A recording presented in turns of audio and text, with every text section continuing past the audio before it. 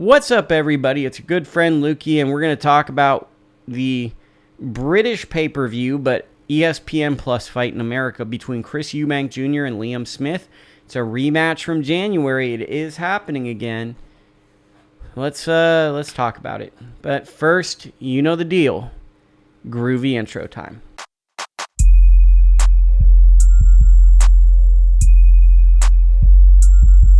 So, Chris Eubank Jr. is more so a social media / reality TV star, more so than I view him a professional boxer at this point.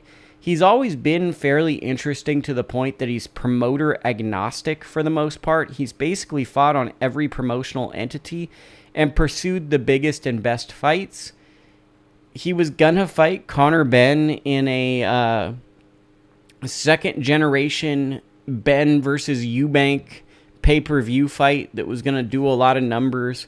Conor Benn tested positive for some banned substance, took the stance of F the haters, and I'm not going to, goes into a dark place. And in boxing, it really seems like if you just blame people and shame the media and kind of call them uncredible and never show any ounce of remorse, then that's probably like the best strategy in those situations, because at this point, most people are not even acknowledging that Conor Benn failed a drug test at this point, and now it's looking as though people are trying their hardest to figure out where he can get sanctioned to get a big money fight, but that's neither here nor there. So that fight falls through. Eubank was going to fight him at some form of a catchweight.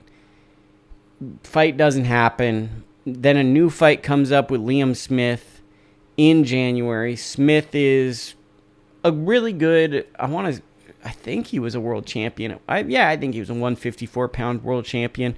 Can't remember if he was a world champion. He's like the James Polk of world champions, where James Polk is like a president that I forget was a president. And if Liam Smith was a world champion, he's a world champion that I forgot was a world champion. He probably had a cup of coffee with the belt if he did, but he was top tier 154-pounder, now at 160, probably a little undersized, but he's a true professional. He comes from the Smith fighting family. It's Paul Smith, Stephen Smith, Callum Smith.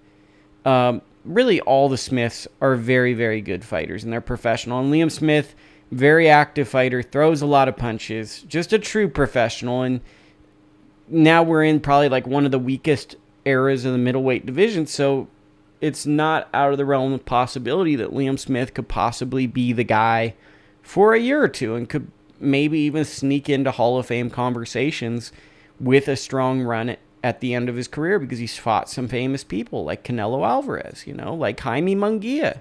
He's fought these names. So he didn't win, but he's fought these guys. So he knocks out Chris Eubank Jr. We had to wait a really long time, so we had to wait 8 months for a rematch. In the midst of that, there was a fight scheduled prior, gets canceled. We were hearing rumblings of maybe Chris Eubank, Benn again. Now we're back. Eubank left the David Haye, Roy Jones Jr. training squad. Now he's with Bomac. Bomac's a great trainer, but at the same time, we know Chris Eubank Jr. trains really hard. We just don't know if the quote-unquote talent is there.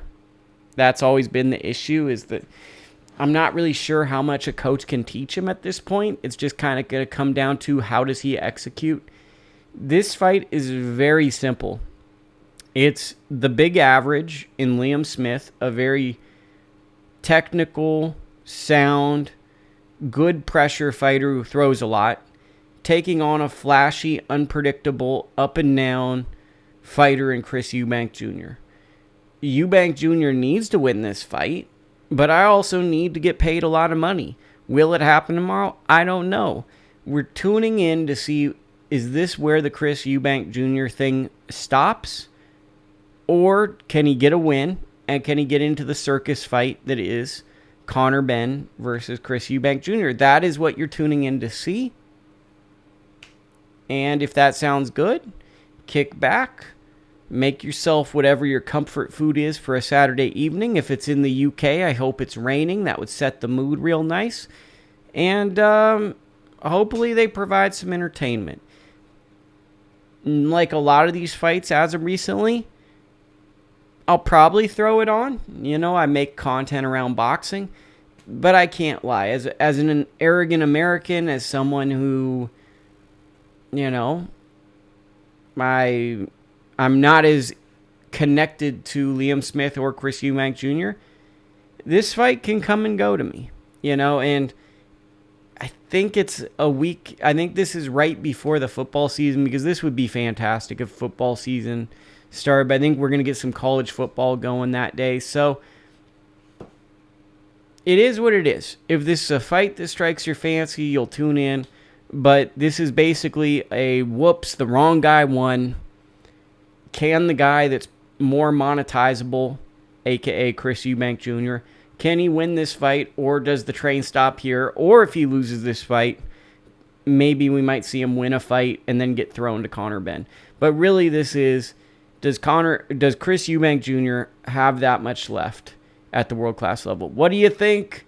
Are you tuning in? Am I just too close to going on to vacation and being near my birthday to the fact that I'm just coming off like a hater? I could be coming off as a hater, but I love each and every one of you. Be sure to subscribe to the channel to help me grow so I can talk to promoters and act really arrogant and tell them that I can get really, really cool guests. And beyond that, hit the thumbs up button to show interaction. And why don't you give me a comment if you made it this far and let me know the result. What do you think is going to happen in this fight, and what are your thoughts on this fight? Until next time, I am out.